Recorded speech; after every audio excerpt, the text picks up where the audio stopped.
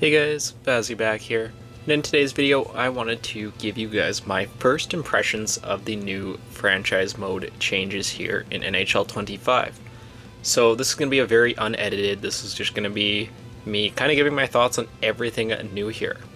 So first thing, when you start a franchise mode and you just start the simulation, you will instantly get a conversation with your coach. The good part is you can just end this conversation, and that's the only conversation that you really have to have. So that is nice. I was a little concerned that there would be too much conversation in this game, but so far very early on, it only seems to be there, if you really want to get into the depth of franchise mode. So before we continue on here, let me actually just go to the settings and turn off all of these pop-ups here. This will be a very unedited video, but yeah, we don't need any of this stuff, any of these pop-ups here getting in the way of talking about the new features.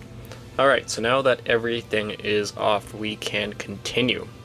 Starting out with one thing that I was a little bit concerned about, and that was the simulation speed. So I've done a couple of those rookie season simulations that I said I was going to be doing for you guys. They will be coming in the next couple of weeks. And I found the simulation is quite a bit slower than even in prior years' games. When I was doing the sim, it was coming up at about 5 minutes a season. Last year that was closer to 3. So there definitely was a bit of a noticeable drop off in the sim speed. Actually, as I'm going here, it doesn't seem to be as bad as it was. Maybe that was something just day one, there were so many people on the game, everything was getting bogged down. I'm not too sure. But yeah, my first impression was it was quite a bit slower. So slow that I actually had to speed up the time on the videos just so it didn't really feel like the sim was dragging all that much. I've never had to do that before, so. But one really nice change they have ended up adding here, going over to the box scores. Again, we knew this was coming, but it's awesome to be able to go back and see any single game that has happened on your schedule. Perfect example here. The Rangers beat the Habs 10-0 in this sim. What happened? What happened to the goalies for Montreal? Let's take a look. So it looks like Primeau and Montembeault just were horrible. But in like 5 goals each, the Rangers, you can see all those individual points who scored. You have, obviously, everyone's going to be a plus. You have multiple guys there with multiple points, and then you can see the 3 stars of the game. It's just small things like that that really do add to the immersion of franchise mode. It's awesome. You can go back so far. I believe you can even go back into like the preseason here. Let me just go see. Yeah, September. I don't see why not. And then, yeah, you can literally see everything that has been done to your franchise. And you can also see AHL. I didn't know they were actually going to have AHL in there. I don't think it was ever mentioned. But, another small quality of life thing. Am I ever going to check it? Probably not. But it is nice to have it in there.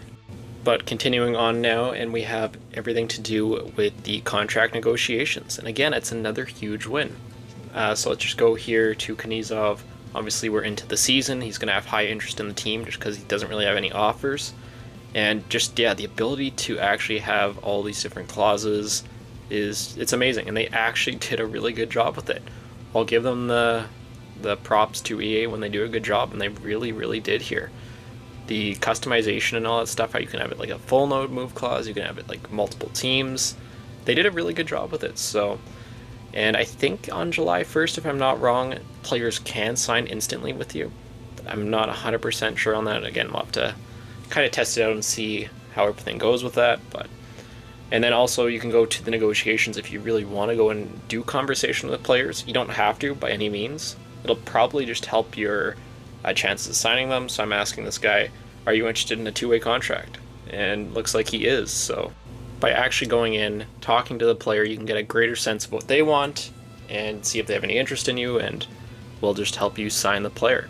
But yeah, I'm really surprised how good this system actually works. A lot of the time when they add something in, it's kind of like it's almost half-baked or something just doesn't work right with it. But yeah, with the contracts, the no move clauses, no trade clauses, everything was, really good. Moving on here, we have the seasonal goals. This is something that I really wasn't a fan of. I'm still not really. I do like the ability to ask guys to move their no trade clause. So here with Nick Paul, we can go and you can select however many teams you really want to. And just for an example here, yeah, he's going to give me a team to work with. That's the one part that I actually kind of like talking to your own players about, because there's no real other way to do that. When it comes to like getting goals, of putting up points and stuff, I really don't care. But yeah, you don't have to do any of that stuff. It's totally optional, and it's just for your immersion in the game. And also, I just want to mention here, while we're on the main menu, I love having the matchup screen. I love having the ability to toggle the conferences. You can see the league leader and points all from one place. I don't even have to go to the Stats Central. Everything in this new HUD is awesome. It's redesigned. You have the Stats Central right there. Everything is on the same page. You're not going to be scrolling through anything, really looking for anything, going page to page like you were maybe in prior games. It's a very, very well designed menu, and again, props to EA. It looks good, it functions good, and yeah, no complaints whatsoever here for me. Also here, wanted to briefly touch on, obviously, the trading of no movements and no trade clauses, everything like that. Obviously, we just looked at how they work signing players and all that stuff, but here, like Cam Fowler, it's a perfect example. He is someone who will not come to Tampa Bay, at least of, current situation. If I go over to his teams that he's on his tradable list, we're unfortunately not there. So there's nothing you can do. I can click on him all I want, but nothing will end up happening. Go to Pasternak here. That's actually a bad example. He has just a full no move clause. Let's go to Marchand. Let's see, is he on our list here for eligible teams? It does not look like it. Just keep going on. Carlo. He does not have any interest in coming to Tampa either. Go to Zaka. Same thing. Looks like all the Bruins don't want to come to Florida. For whatever reason, I think that's probably going to be it there, yeah. Move on to Buffalo. Tage Thompson, are you finally on Tampa's list? So there you are. So now that we're on his list, you can just click on the player and you can trade for him. You don't have to get any approval. You're not blacked out or anything like any of the other players. And yeah, I don't really know how it's determined who's on what no trade clause. I'm sure we'll find that out as the game goes on. But a couple of things I did just kind of want to touch on here outside of franchise mode actually is in the creation zone. And there's a couple of small new changes. Nothing massive, but some stuff that I haven't seen anyone really talking about either.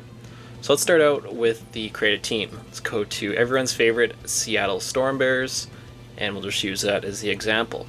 So one thing that you couldn't do in previous years that you can now, if you go to the Jumbotrons, you can now customize the color displayed on the Jumbotron. Before you could never do that. It was just your team applied colors, but here if I want to make it purple, boom, you can have it purple even if your team's not purple. And so on and so forth.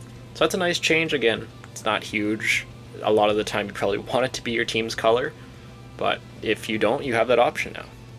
Also here in the team identity, now you actually have federal and state tax information that you can put in.